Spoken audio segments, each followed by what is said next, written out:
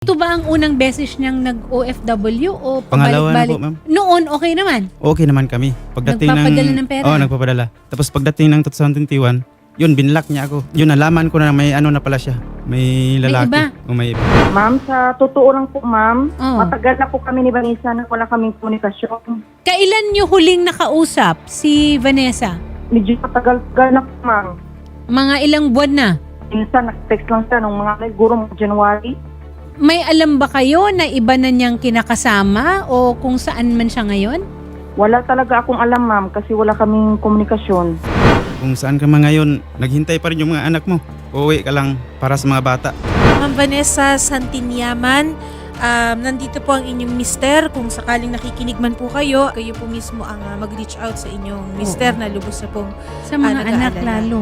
Yes.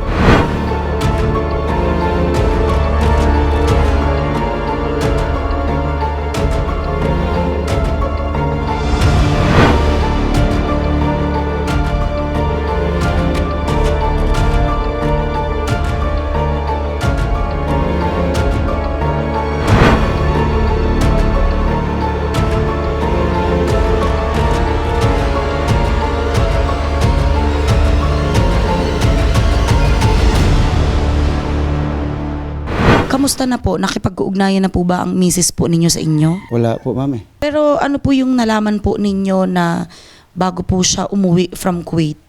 Nung nalaman ko siya nung na ospital yung mama niya, pumunta siya doon sa sa Dumaguete. Yun nalaman ko, kaya 2 araw rin siya doon, umalis.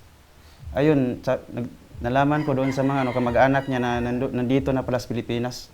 Kaya nagpunta ako doon sa kay Serapi Tulfo.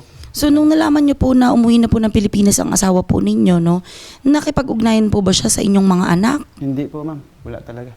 Na-mention niyo po na nakakausap po ng mga anak po ninyo ang mama nila. Nag-chat lang po sa yun, tungkol sa mga nandun po sa cellphone nila. Gaya po ng... Nangumusta lang po. Tapos tanungin siya ng mga anak ko kung nasaan, ayaw nang reply. Meron po ba kayong napag-awayan before? Wala naman, ma'am. Nung nag-abroad yan, 2019 pa eh. Simula nung 2021, nagulat na ako, binlock niya ako sa Facebook, pati yung mga bata, binlock niya. Ano po, pag nagkita po kayo ng misis po ninyo, sir, ano pong plano po ninyo? Ayun, kausapin lang po siya kung tungkol sa mga bata po, kung anong dapat gawin. Ano po yung mensahe po ninyo sa kanya? Kung ayaw niya sa akin, walang problema. Ang importante yung mga bata makatapos pag-aaral, ganun.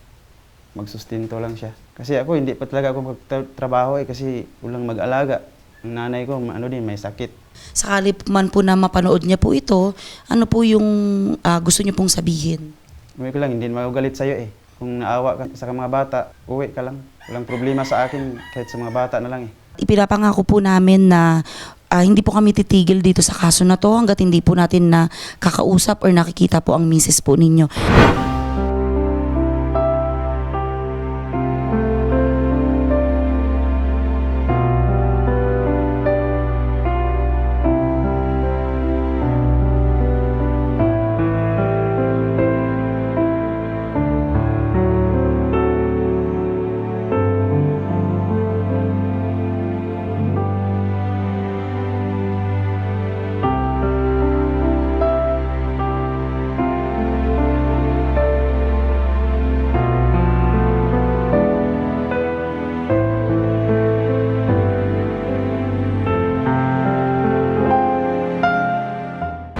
Kamusta naman po sila or kayo po dito sa bahay?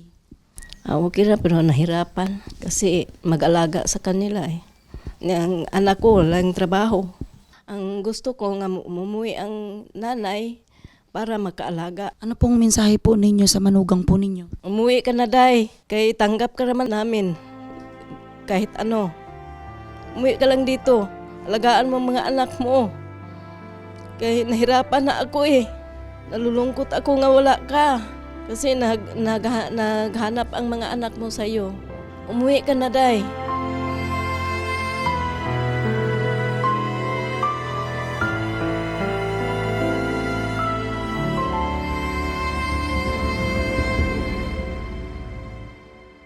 Tanggapin niyo po itong 5,000 pesos po tulong po sa financial assistance po ninyo sa pang-araw-araw po ninyong gastusin ng mga bata.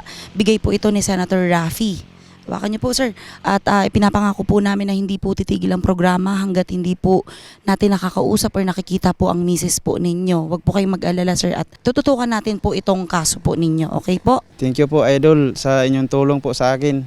Sana po matulungan po niyo ako mahanap po yung asawa ko, Idol. Ikaw lang po talaga ang pag-asa ko na mahanap siya eh. Kung binigay niyong 5,000 po, Idol, makatulong po ito sa baon ko sa mga bata araw-araw at sa ulam nila at sa pagkain, sa baon sa sa school nila. Maraming salamat, Idol, sa binigay mo sa akin na 5,000 po para sa mga anak ko po ito.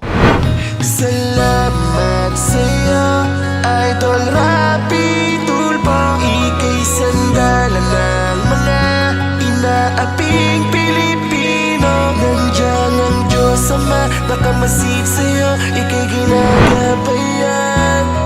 Kailangan ka ng samba.